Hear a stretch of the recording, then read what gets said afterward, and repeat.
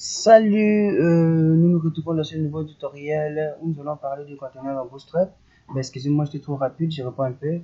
Salut, nous nous retrouvons dans ce nouveau tutoriel où nous allons parler des conteneurs dans Bootstrap. Voilà, c'est quoi un conteneur? Nous allons définir quels sont les différents types de conteneurs, comment utiliser un conteneur et puis on va parler de l'adiv. Déjà, c'est quoi un conteneur? Un conteneur définit une zone contenante pour votre contenu en lui attribuant une largeur maximale pour une meilleure lisibilité sur différents écrans. Et il assure une mise en page réactive et ordonnée. Là, je vous assure, vous le verrez, c'est très super d'utiliser des conteneurs. Ça va vous permettre de bien structurer vos contenus, des images, je sais pas quoi, de vidéos et autres.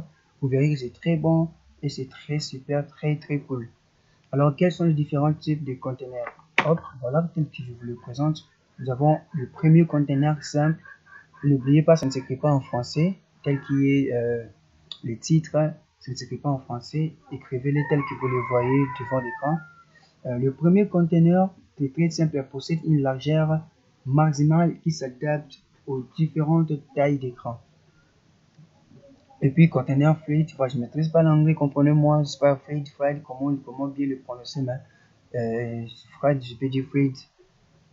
Ceci s'étend sur toute la largeur de l'écran et quel que soit l'appareil, à tablette, Android, ordinateur. Pour le troisième conteneur, c'est Breakpoint. Je ne sais pas si j'ai bien prononcé, comme je l'ai dit avant, je ne maîtrise pas l'anglais, moi. Conteneur Breakpoint s'étend sur toute la largeur de l'écran jusqu'à atteindre le point de rupture spécifié. Donc, vous allez le voir dans la pratique, théoriquement, ça semble être ténébreux, mais je vous assure que c'est très simple lorsque vous verrez la pratique. Comment utiliser un conteneur? C'est très simple. Voilà, l'exemple est là. Nous avons la div. La div, c'est aussi un conteneur en HTML. C'est un élément HTML. Je l'ai défini directement. C'est un élément HTML permet de créer un conteneur. Alors, avec la div simple, votre conteneur ne sera pas mis en forme. Il faut le mettre en forme avec les CSS.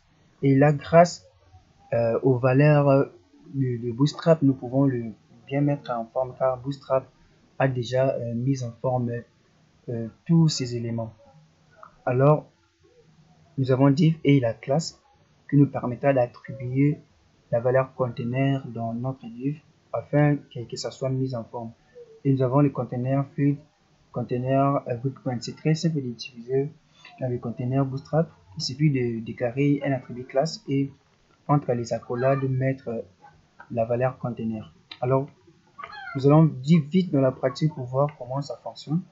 Comme ceci, hop, j'utilise Visual Studio. On va d'abord essayer d'écrire un titre sans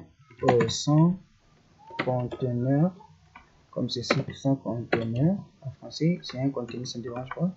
Sans un conteneur. Voilà, on enregistre.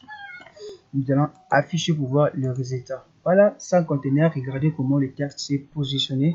Et lorsque nous allons ajouter le conteneur, vous verrez vous-même comment le texte va encore se positionner. Hop. On essaye maintenant de mettre un div, le premier div, qui est du type conteneur, comme ceci. Hop. Et puis je déclare un titre H1. Hop. Bon, je suis. Excusez-moi, je voulais que ça soit en minuscule. Je suis un conteneur. Je suis un conteneur normal. Conteneur normal. On enregistre. On observe le résultat. Voilà, regardez là où le texte est positionné car le conteneur normal se limite à partir d'ici. Voilà, ça prend juste comme ça. Vous voyez, c'est limite jusqu'ici. Ça permet souvent de centrer les éléments. C'est encore très super, très cool à utiliser, mais ça ne dépendra que de vous. Soit c'est à vous de choisir, il faut utiliser le premier conteneur ou deuxième, troisième, ça dépendra de vous. Alors observons le deuxième résultat. Du deuxième conteneur, comme ceci, conteneur, c'est fluide, bon, comprenez-moi. Alors hop, H1 titre, je suis un conteneur comme ceci. Hop. On enregistre et nous actualisons. Voilà, vous remarquez que le texte s'est positionné justement à tout près du débit, mais ce n'est pas vraiment, ça n'a pas touché les débits, mais c'est justement tout près. Différent de 100 conteneurs. Voilà un conteneur normal et puis un conteneur fluide. Ça dépend de vous, ça dépend de ce que vous voulez faire.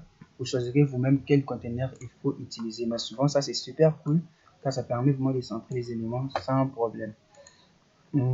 Troisième conteneur, div.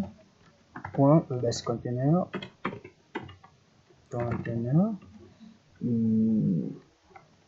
Comme ceci, hop, ne dérange pas, je fais, hop, je viens pour ajouter ce qui manque, ce brique pointe comme ceci, voilà, et puis nous allons aussi ajouter un titre H1 comme ceci. Je suis, excusez-moi, je vais être en minuscule, je suis un conteneur,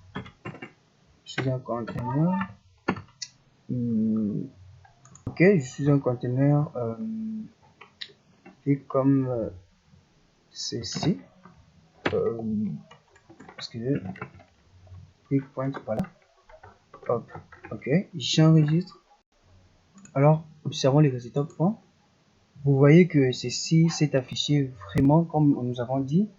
D'abord, le premier conteneur, nous avons dit qu'il possède une largeur maximale qui s'adapte aux différentes tailles d'écran. Et puis, je suis un conteneur, le conteneur fluide. Nous avons dit que s'étend sur toute la largeur de l'écran, quel que soit l'appareil. Et puis, ici, nous avons dit que, excusez-moi, s'étend sur toute la largeur de l'écran jusqu'à atteindre le point de rupture spécifique. Donc, avec ceci, c'est à vous de choisir quel conteneur souhaitez-vous utiliser, soit le premier, soit le deuxième, soit le troisième, ça dépendra de vous. On peut essayer de faire la responsive, voir ce que ça va donner. Vous voyez, hop, hop. Voilà, c'est tout pour ce tutoriel. Nous nous retrouvons pour la prochaine vidéo et nous allons encore mieux apprendre Bootstrap. Je vous assure que vous allez réaliser vos projets sans problème avec Bootstrap et ça ne va pas vous prendre beaucoup de temps. Merci beaucoup. N'oubliez pas de liker, de vous abonner, de me laisser un petit commentaire en cas de préoccupation. Je suis là pour vous. À plus.